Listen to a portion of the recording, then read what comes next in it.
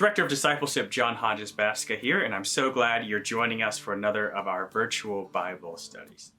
Just a quick reminder of what these are all about. It's just a time for you to take a few moments out of your very different, but also very busy week still, to take some time with some scripture and to reflect on its meaning for your lives. Just as a reminder, we'll be asking 3 different questions. We'll be asking a thinking question, talking about some of those big picture theological kind of questions about what the scripture says about God and the world around us.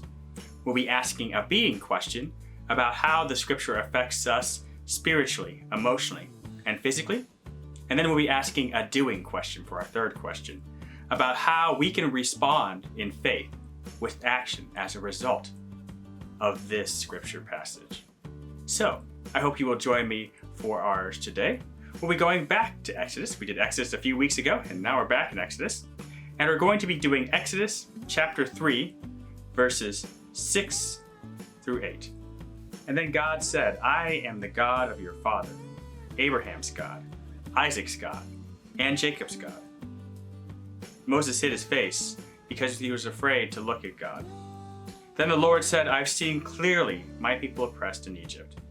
I've listened to their cries of injustice because of their slave masters. I know about their pain. I've come down to rescue them from the Egyptians in order to take them out of that land and bring them to a good and broad land, a land flowing with milk and honey. A place where the Canaanites, the Hittites, the Amorites, the Perizzites, the Hivites, and the Jebusites all live. Now, we don't always listen when we engage in conversation.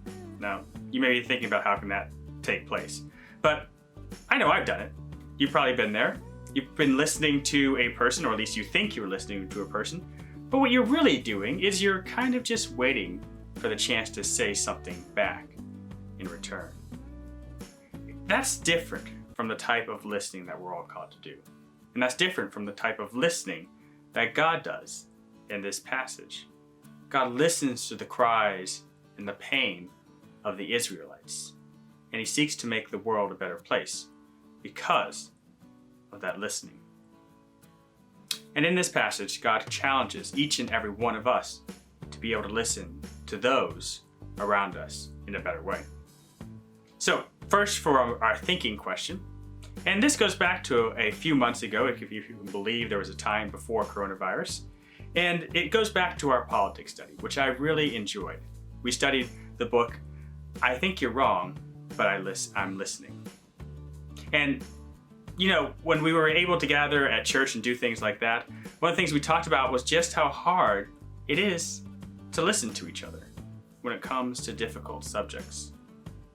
We like to listen to those who we agree with or who we know are going to say something similar to what we would say. So our first thinking question is, so do you find it easy to listen in general, or do you find it more difficult? And when you do listen to people, who are the voices that you listen to? Who are those who you find it simple to listen to? Next, we're going to go over and talk about our being question, how this affects us emotionally, spiritually, and physically. And it talks about how listening is a choice. God chose to listen to the Israelites in their time of need. God chooses to listen to us in our times of difficulty as well. So, is there anyone that you need to be listening to right now? Maybe there's a voice that is different from yours that you may not have thought of listening to, that you need to listen to right now. And lastly, we get over to our doing question, the ways that we can respond to the passage with action. Now, again, bringing back up our study, I Think You're Wrong, but I'm Listening. One of the ways to be a better listener is to find authors, voices, people outside of what we call our echo chambers, those voices that sound just like what we want to hear and what we usually hear. So what is a voice, whether it's a person from a different walk of life, a different political party, a different news source, a different writer than you usually listen to?